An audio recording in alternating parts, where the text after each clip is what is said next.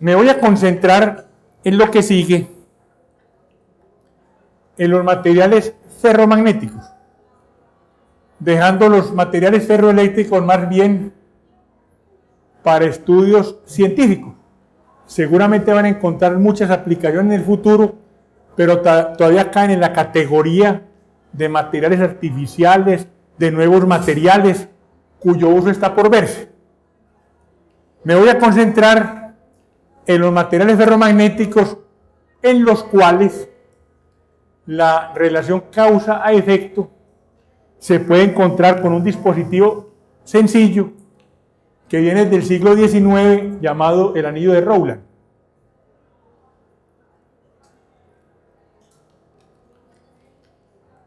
Rowland, el apellido de un ingeniero americano, científico, investigador, que propuso este procedimiento muy simple para encontrar esa relación.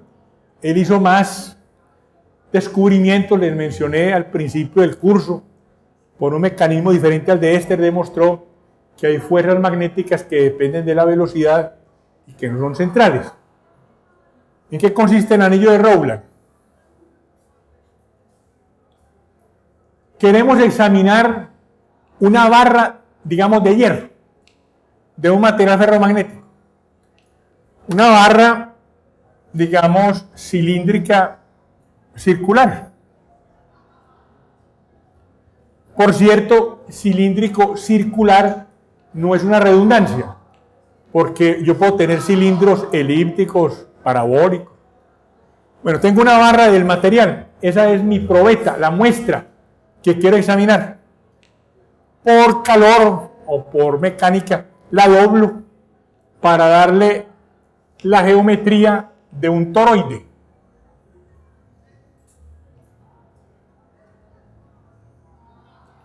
Un toroide, digamos, de sección circular. Podría ser de sección rectangular, pues, si aquí tuviese más bien una platina.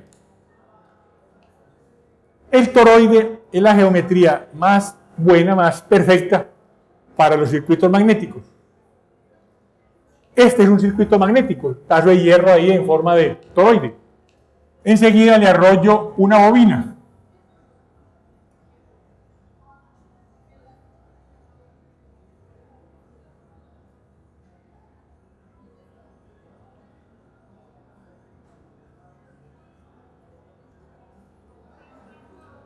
Y hago pasar por esa bobina corriente. Una corriente, digamos, la entro por este lado, la saco por este. Una corriente que varía con el tiempo, lentamente. La corriente va creciendo paulatinamente con el tiempo. Procuramos que los alambres de la bobina, de las diferentes espiras, estén entre sí uniformemente espaciadas. Al hacer pasar corriente por ahí, entonces esa corriente produce un campo magnético de intensidad H. Cuando la bobina, en ella va creciendo la corriente, esa corriente en esa bobina, digamos que tiene n vueltas,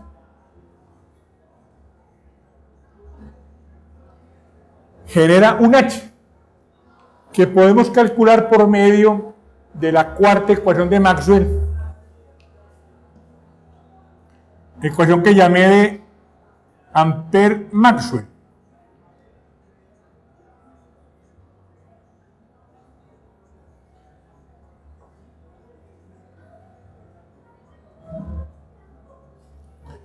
Una ley que hemos aceptado como válida, por postulado.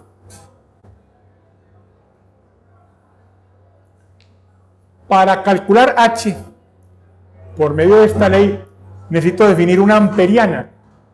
La amperiana me define la curva de integración y el área que esa curva encierra.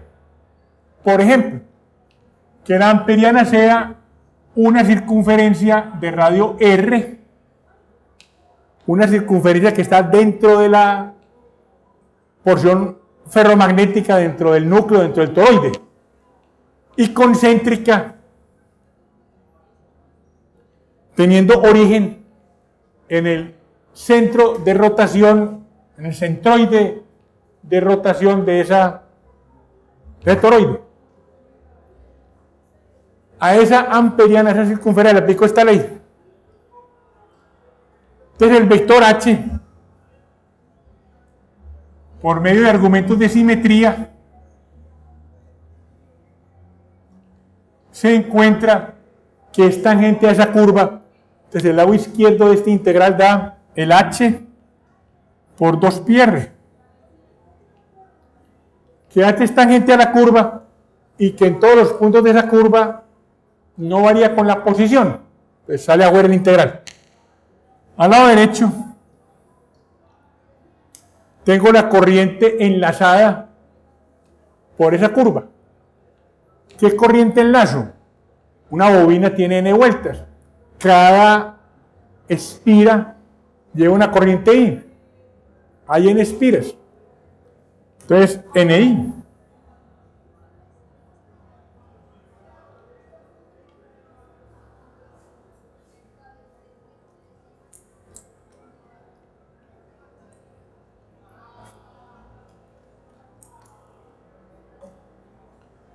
La corriente libre proviene de que se enlazaron en espiras, más la corriente de desplazamiento, que existe porque la corriente que se hace circular por ahí varía lentamente con el tiempo, pero es muy pequeña comparada con la libre.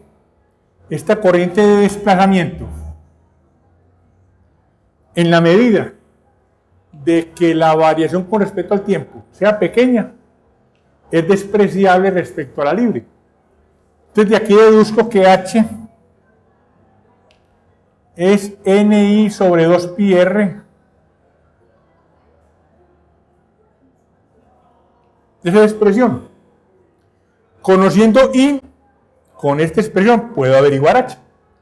Es decir, H se puede observar de una manera empírica, pues se puede inferir a partir de esta relación. Hay un pequeño error. Se despreció esta corriente, pero un error despreciable. Eso es H. Para cada valor de corriente, conozco el valor de la causa. Esta H actúa sobre el material y lo magnetiza.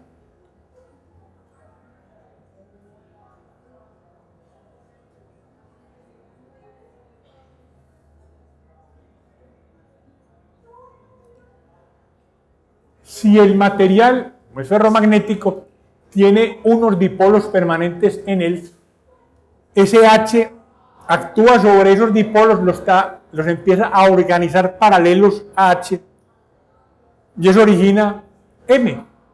El material empieza a magnetizarse masivamente, pues, en todo el núcleo. Aumenta la corriente, aumenta H y M. M es un efecto. El aumento de estos dos aumenta B. ¿Cómo se mide B? Ubicamos otra bobina, podríamos llamarla primera primaria. La bobina por donde circula la corriente I, bobina primaria. Y ponemos aquí otra bobina que agarre, que enlace el circuito magnético. La llamo bobina secundaria.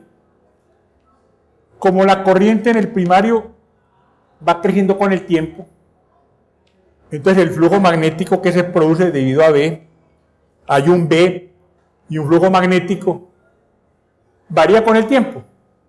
De acuerdo con la segunda ecuación de Maxwell, la ley de la inducción, en esta bobina secundaria, esto finalmente es un transformador, en esta bobina secundaria se induce corriente. El cambio en el tiempo del flujo magnético dentro de la bobina secundaria induce corriente en la secundaria, corriente que se mide con un amperímetro. Se conoce el número de vueltas de la secundaria, se conoce el radio, el área de la sección recta enlazada, y de allí, por inferencia, se saca el valor del B, midiendo las corrientes. De modo pues que como dato del experimento, para cada valor de I aparece un H y una B, siendo medida la B por medio de corrientes. Ese es el anillo de Rowland, que por medio de puntos, digamos en un espacio cartesiano, donde este es H y este es B, por puntos, va resultando una gráfica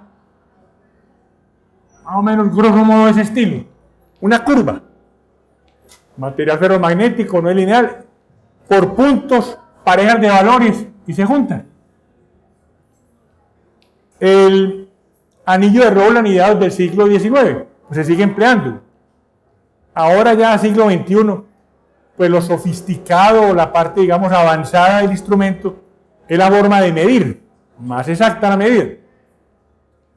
Esta curva que se obtuvo fue la que llamé al principio de la clase curva inicial de magnetización. Salió de ese ensayo. Pregunta. Aunque es una curva de ecuación desconocida, grosso modo, se pueden identificar en esa curva 4 segmentos. Un segmento aquí al principio, desde cero, que aproximadamente corresponde a una parábola, un arco de parábola, está cerquita del centro, del 0, 0.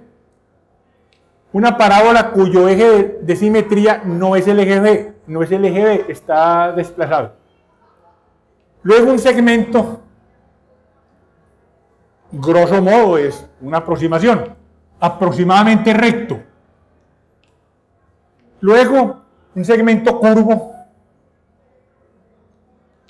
que por su apariencia lo llaman hombro de saturación. Aproximadamente es un arco de hipérbola cuyo eje de simetría es el eje H. Digamos, el otro brazo estaría por aquí por debajo. Y finalmente termina ese segmento hipérbola en un, se continúa la curva en un segmento de línea recta, que se llama recta de saturación. 4 tramitos.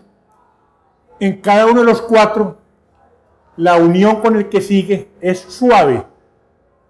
Es decir, en lo que es un segmento de línea recta, un segmento de parábola, los valores en los puntos de unión tienen el mismo valor, la misma B y la misma H y la misma tangente.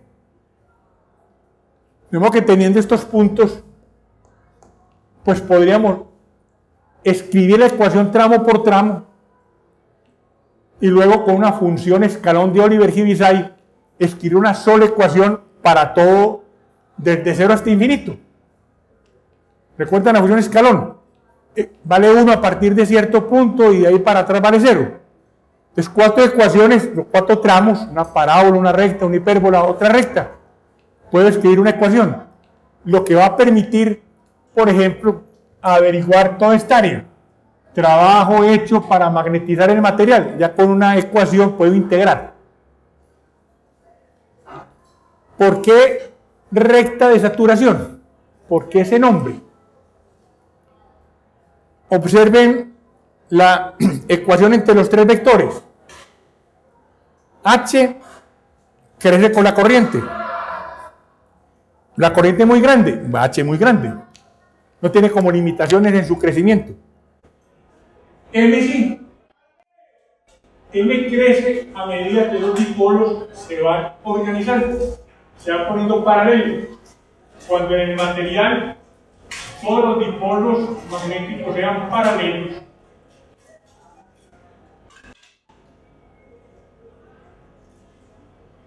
y nos acordamos que cada átomo tiene el suyo y el número de átomos es inmenso, 6 por 10 a la 23. Cuando todos están paralelos, como una especie de desfile militar, pues, como ve ahora uno, esos ejércitos de Corea del Norte, que ponen una plaza pues inmensa, hay 1 millón de soldados y los filan en diferentes direcciones, algo así. Cuando M alcanza el valor que hace que todos estén paralelos, se dice que M alcanzó el valor de saturación. Entonces la ecuación de ahí en adelante quedaría así. Mu sub 0H más mu sub 0 por la M de saturación. Esta es una cantidad constante. Por mucho que uno aumente la corriente eléctrica de la bobina, pues la modificación de M es muy pequeñita, porque habría que alterar la estructura atómica de los átomos de hierro. Es decir, modificar la velocidad con que los electrones se mueven, etc. Ya eso requiere cantidades muy grandes de corriente. Entonces podemos aceptar que entre B y H, llegados a la saturación, la relación es de línea recta. B contra H, una línea recta cuya pendiente es mu sub 0. La pendiente, es decir, el ángulo aquí, la tangente del ángulo que hace esa línea recta con la horizontal es mu sub 0, cantidad muy pequeña.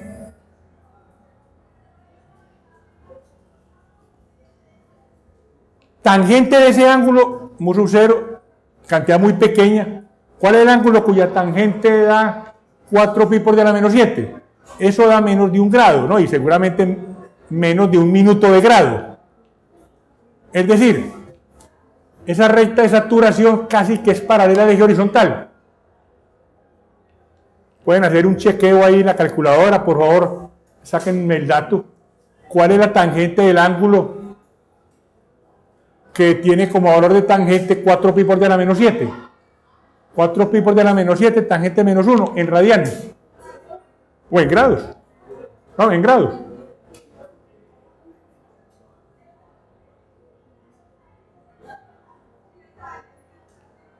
El ángulo es 4 pi por 10 a la menos 7.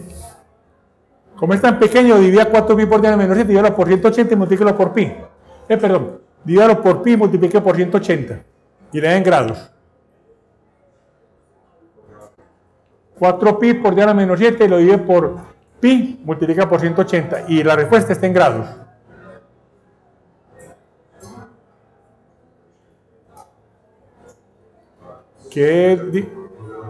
¿Cuánto le dio? ¿Lo mismo? 4 por 10 a la menos 3 grados, un ángulo muy chiquito. Un grado tiene 60 minutos, eso da menos de 1 minuto. 4 milésimas de grado en menos de una sesentava de grado. O sea, un ángulo muy chiquito que hace pues que esa recta de saturación casi sea paralela al eje horizontal. Recta de saturación, cuando todos los dipolos magnéticos están en la misma dirección. M alcanza un valor prácticamente insuperable. Esta es la curva inicial de magnetización.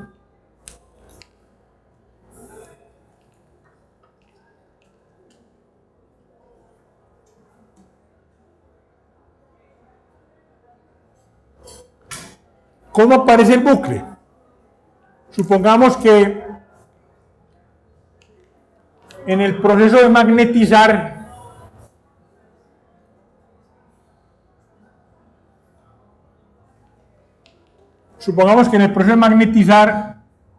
llegué hasta aquí.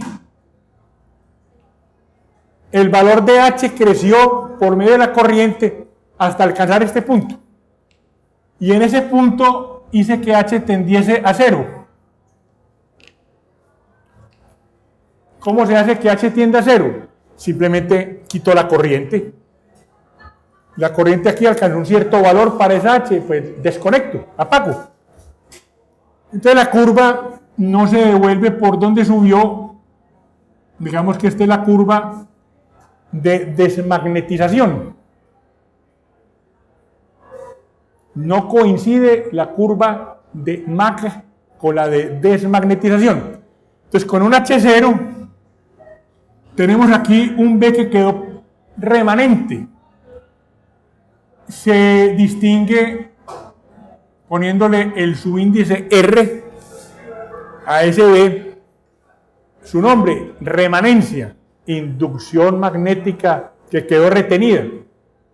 ve que es un efecto, quedó ahí un poquito. Es decir, esta pieza de hierro se convirtió en un imán permanente, retiene un poquito del magnetismo. Este punto donde se llegó el máximo B, llamémoslo así, B máximo. En el proceso de magnetizar, hasta cierto H se llegó a un B máximo. Desmagnetizó y le quedó un pedacito ahí de remanencia. ¿Cómo se pudiera quitar esa remanencia? Queremos volver a cero. Un procedimiento, calentar. Un material ferromagnético, cuando se calienta, hasta pasar cierta temperatura, de esa temperatura en adelante pierde el magnetismo, se vuelve paramagnético. El mismo pedazo de hierro que es ferromagnético, cuando la temperatura supera cierto valor, se vuelve paramagnético.